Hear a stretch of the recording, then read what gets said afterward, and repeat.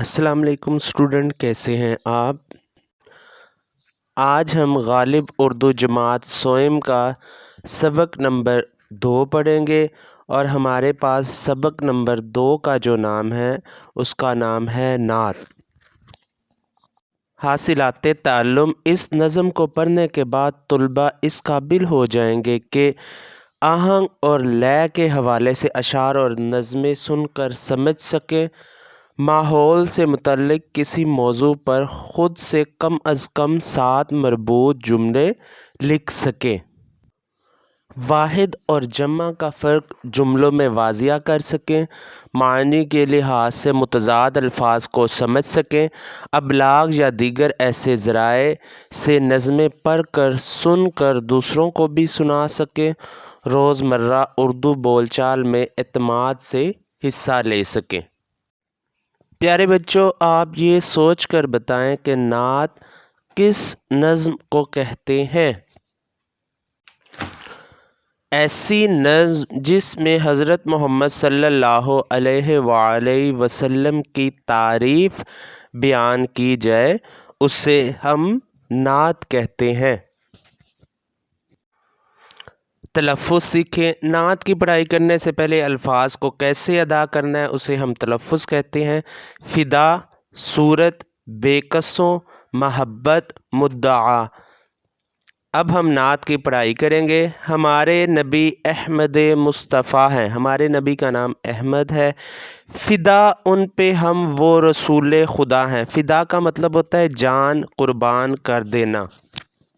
ہماری جان رسول اللہ صلی اللہ علیہ وآلہ وسلم پر قربان ہے، وہ اللہ کے رسول ہیں۔ حقیقت کی صورت دکھائی انہوں نے، یعنی جو حقیقت ہے اس کی شکل ہمیں نبی کریم صلی اللہ علیہ وآلہ وسلم نے دکھائی ہے۔ خدا تک پہنچنے کا وہ راستہ ہے۔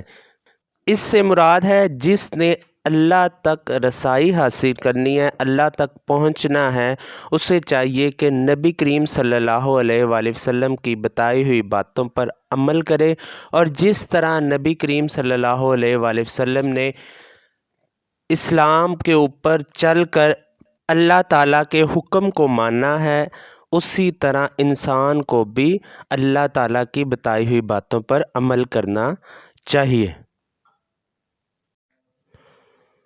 وہی بے قصوں بے نواؤں کے والی۔ بے قصوں جس کے پاس کوئی سامان نہ ہو، بے نوا فقیر شخص جو ضروریات زندگی جس کے پاس موجود نہ ہو، غریبوں یتیموں کا وہ آسرا ہے۔ غریب جس کے پاس پیسے کم ہو، یتیم جس کے والدین زندہ نہ ہوں، ان سب کا جو آسرا یعنی سہارا ہے وہ نبی کریم صلی اللہ علیہ وآلہ وسلم کی ذات ہے۔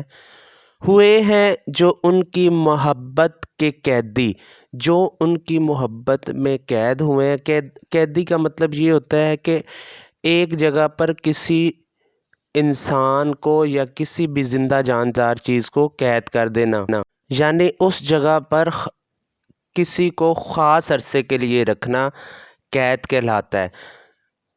شاعر کہتا ہے کہ جو ان کی محبت میں قید ہوئے ہیں یہ جانو جہاں کے دکھوں سے رہا ہیں، یعنی کہ ان کو دنیا کا کوئی دکھ نہیں ہے۔ ہمیشہ رہے نام ان کا زباں پر، ہمیشہ نبی کریم صلی اللہ علیہ وآلہ وسلم کا نام زبان پر رہے۔ وہی آرزو ہیں، وہی مدعا ہیں۔ آرزو کہتے ہیں خواہش کو، مدعا کہتے ہیں مقصد کو۔ اس سے مراد یہ ہے کہ ہر شخص کی نبی کریم صلی اللہ علیہ وآلہ وسلم سے محبت کرنے کی خواہش ہے، اور جو بھی اپنی زندگی میں کامیاب ہونا چاہتا ہے، اپنے مقاصد میں کامیاب ہونا چاہتا ہے، وہ نبی کریم صلی اللہ علیہ وآلہ وسلم کے بتائے ہوئے طریقہ کار کے اوپر عمل کرے تو وہ دنیا میں ضرور کامیاب ہوگا۔ ہم نے سیکھا حضرت محمد صلی اللہ علیہ وآلہ وسلم نے ہمیں اللہ تعالیٰ تک پہنچنے کا راستہ دکھایا۔ آپ صلی اللہ علیہ وآلہ وسلم غریبوں، یتیموں اور بے سہارا لوگوں کا آسرا ہے، یعنی کہ آپ صلی اللہ علیہ وآلہ وسلم کی ذات ان لوگوں کا سہارا ہے۔ ٹھہریں اور بتائیں ہمارے نبی صلی اللہ علیہ وآلہ وسلم کا اسم مبارک کیا ہے؟ ہمارے نبی صلی اللہ علیہ وآلہ وسلم کا اسم مبارک محمد صلی اللہ علیہ وآلہ وسلم ہے۔ غریبوں اور یتیموں کا آسرا کون ہے؟ غریبوں اور یتیموں کا آسرا ہمارے نبی حضرت محمد صلی اللہ علیہ وآلہ وسلم ہیں۔